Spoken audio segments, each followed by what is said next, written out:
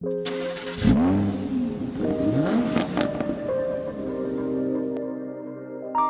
slow, they're noisy, and maybe even a little bit dorky looking. So why would anybody want to own a Honda Fit or a Toyota Yaris? There's loads of reasons. If you live in a crowded city, parking and traffic jams are a nightmare for big cars, which is why subcompacts have become so desirable. And the price tag doesn't hurt either.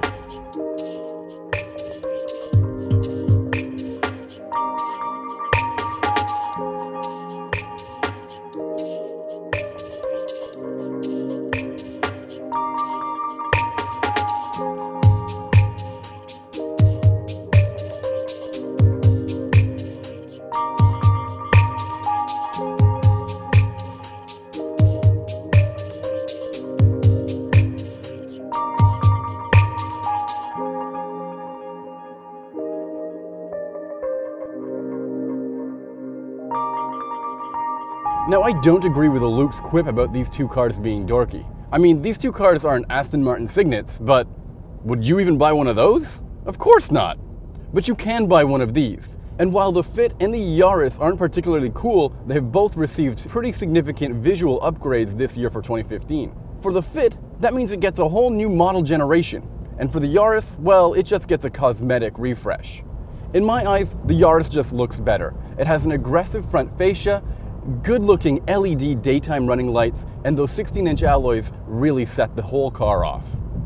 Unfortunately, the Yaris isn't quite so attractive on the inside. For a while there, Toyota's marketing campaign for this thing included a slogan that said, "Yaris, it's a car." And regrettably, that's pretty much it. I mean, from a fit and finish perspective, there's really nothing wrong with the Yaris. Everything fits nicely. It's not going to offend you, but at the same time, you know, it just doesn't feel remarkable in any way, shape, or form. And that's something that Honda does really, really well, because you're never going to get away with calling any part of the Fit premium on the inside, but then again, they do just enough to keep it from feeling like downscale transportation. As you can probably guess, the Toyota Yaris comes in a distant second place when it comes to cargo carrying capacity. In fact, Toyota doesn't even list a total cargo space. But take it from me, the Fit is better, way better. It offers more than 50 cubic feet of storage, which is a ton for a subcompact of this size. And all of that is usable thanks to two special words: magic seats. Now, I don't know if you've heard of these before, but essentially the rear seats can fold both upwards and downwards in order to give you the most versatile cargo space available. Now, for all the upside in cargo space, the Fit does have some downsides when it comes to rear seat space. There's just not a lot of headroom back there. And while the Yaris offers more legroom, I take the enhanced legroom over a cramped, stiff neck. So both of these cars are available with a manual transmission, and if you choose to stick with the Yaris, you get a 5-speed, or if you go with the Fit, you get a 6-speed, although we're driving the automatic models because, frankly, that's what everyone is going to choose. And specifically with the Yaris, that means you're getting a 4-speed automatic. Yeah, a 4-speed automatic. To be clear, there are several vehicles on the market right now with more than double the number of ratios that this car has. Does that really matter? I'm not quite sure yet. But if you go with the Fit, there are no gear ratios whatsoever, because for the 3rd generation, Honda is switching to a CVT. Now, that's important because it should help it get an average of 36 miles per gallon according to the official ratings. I say it should because in real-world testing, we're finding that, in fact, it's a little bit lower. With the Fit, we're getting about 30 miles per gallon on average, and with the Yaris, we're getting 28. Now, in both cases, that is below the advertised ratings, but keep in mind that we're riding on winter tires, and also we're driving in the cold, and we're also driving in mixed traffic with a lot of heavy stop and go. Truth be told, neither the 4-speed automatic nor the CVT are going to lend any sort of driving engagement to either of these cars, but then again, you really can't judge them based on the same measuring stick that you would a sports car. After all, different tools for different tasks, right? Instead, it's all about maneuverability, and that's where these cars really start to shine.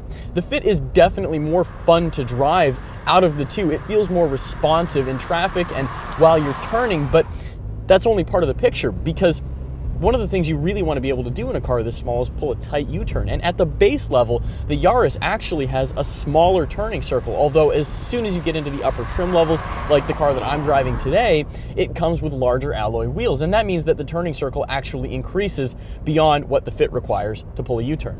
Still, I find the Yaris is actually easier to see out of than the Fit, and that's a good thing because you're flying without any sort of modern parking aids. There's no backup camera, and while it's easy to park, the Fit is definitely better equipped, although I'll let Sammy tell you all about its features.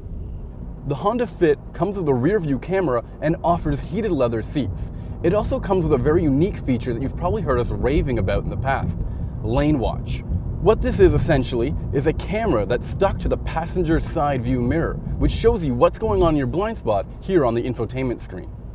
And speaking of that infotainment screen, you can actually use your smartphone to power your infotainment system, including navigation.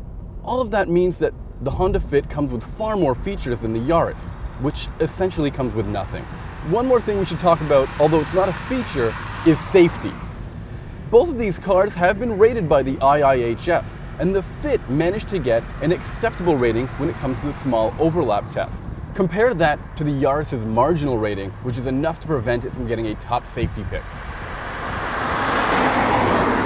Okay, so the Fit is more fun to drive. It's also more fuel efficient. And it has more features. And is more practical. So I think it boils down to the fact that if you're in the market for a new subcompact car, there's absolutely no question it is the car you should buy.